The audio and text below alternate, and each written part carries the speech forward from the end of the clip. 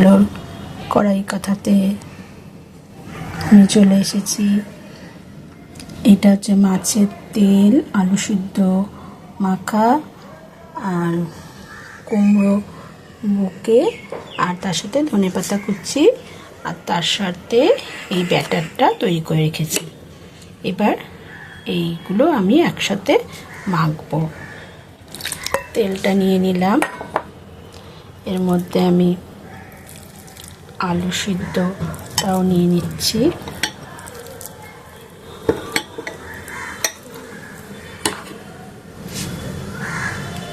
নুন হলুদ দিয়ে আমি এটাকে মাখছি।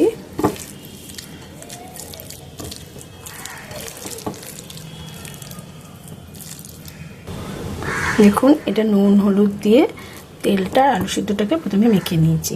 এবার আমি এই বুকেগুলো নিলাম, শক্ত বুকুগুলো রেখে দিলাম, নরমটা নিলাম, নিয়ে এবার আমি এগুলো একসাথে মাখবো। এবার ধনেপাতা কুচনোটা অল্প করে নিচ্ছি। দেখুন, এটাকে মেখে রাখলাম।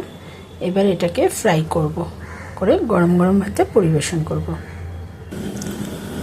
গ্যাস হালকা করে ওপর দিয়ে একটু ময়দা ছড়িয়ে নিয়েছি, যাতে খুলে খুলে না যায়।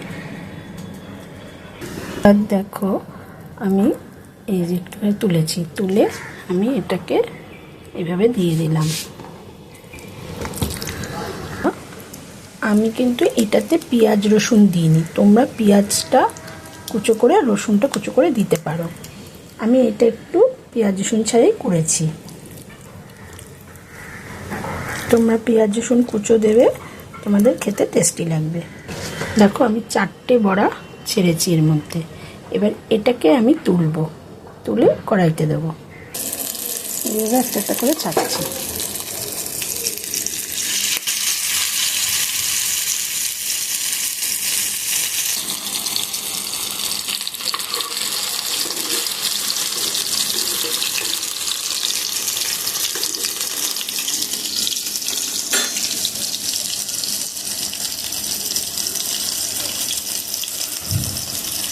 একটু কাঁচা লঙ্কাটা ওপর দিয়ে দিলাম। বাচ্চারা তো সবসময় কাঁচা লঙ্কা খেতে পারে না, তাই দিয়ে না মাখাটাই ভালো। তেলের বড়াটা বাচ্চারা খেতে ভালোবাসে, এই জন্য ওপর দিয়ে কাঁচা লঙ্কাটা দিয়ে দিচ্ছি, যাতে ওদের একটু সুবিধা হয়।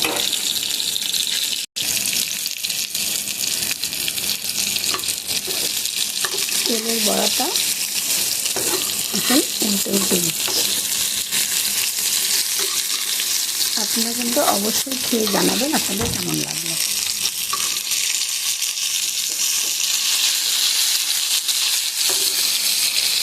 একটু চেপে দিতে হবে।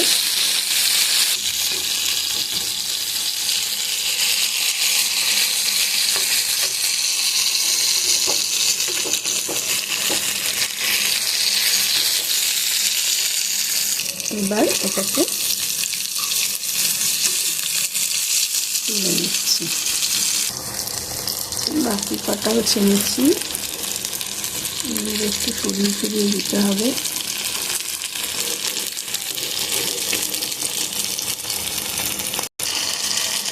একটু করে এরকমভাবে একটু নাড়িয়ে দিতে হবে। তেলের বড়া তো,